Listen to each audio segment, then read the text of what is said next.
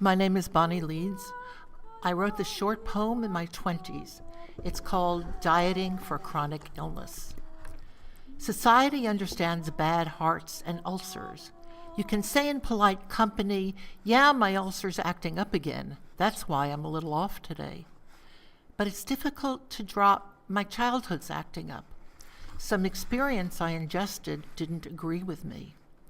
An unhappy childhood is like an ulcer. You always have to watch your diet. In Anna Karenina, Tolstoy said that happy families are all alike. Each unhappy family is unhappy in its own way. In Ansche Chesed, there's a myth that we all emerge from happy families, tied for life to parents through loving bonds, even though we all know better. This myth is reified in the Artsite letter and in the pre-Yisker speeches.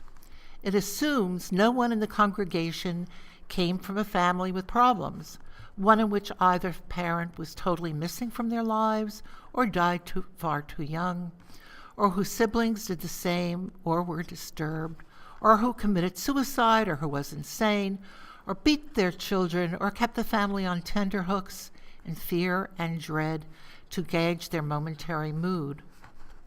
Or indeed, the myth assumes that there is no one here in this middle-class Jewish world who didn't grow up within any family structure at all, like me. I was raised by the Federation of Jewish Philanthropies. My childhood was fragmented, lots of moves, alone. Basics were missing.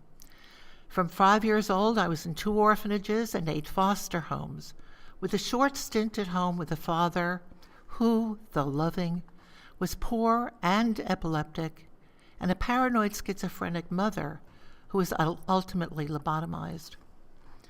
Some years ago, at a Devar Torah about a leper who was cast out of the community, I totally lost it. But I sit in the back, so it wasn't obvious. Nobody heard, except people around me. And I was comforted, saved by a friend.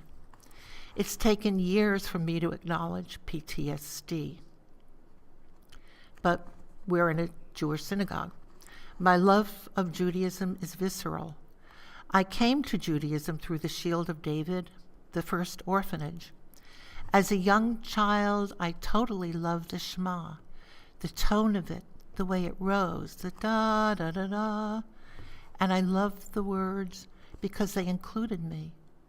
As a child, there was an obligation that I should be taught that I was included. No family is mentioned, implied perhaps, but not mentioned. Now, at this advanced age, I celebrate people here who learn from the parents how to or how not to raise their own children. I love funerals and shiva calls to see what I missed, to fill in the many blanks. I was on the first year in Israel course from Young Judea when I was 17. I'm blessed with a loving companion, Alex Sheldon, whose life I saved after he had a serious asthma attack and turned blue. He calls me his guardian angel. I have good, loyal friends and a pension from a lifelong career of teaching. I have a rent-stabilized apartment and a doctorate with a dissertation on Heidegger and physics. I just reread it and I was impressed by whoever wrote the thing 20 years ago. I have a long-term Torah study partner. We each read 10 lines of the week's Parsha in Hebrew with help from Cullenberger's interlinear translation, which I highly recommend. I take pictures of trees and hang them on my front door according to the season. In the book The Body Keeps Score, the score about trauma, Bessel van der Kolk talks about the healing power of a community.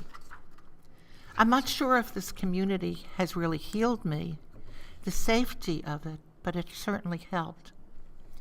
I'm 77 years old, and it's time to come out. Fortune Cookies, January 10th, 2017. Mine, your love of life will be happy and harmonious. Alex's, a home without books is like a house without windows.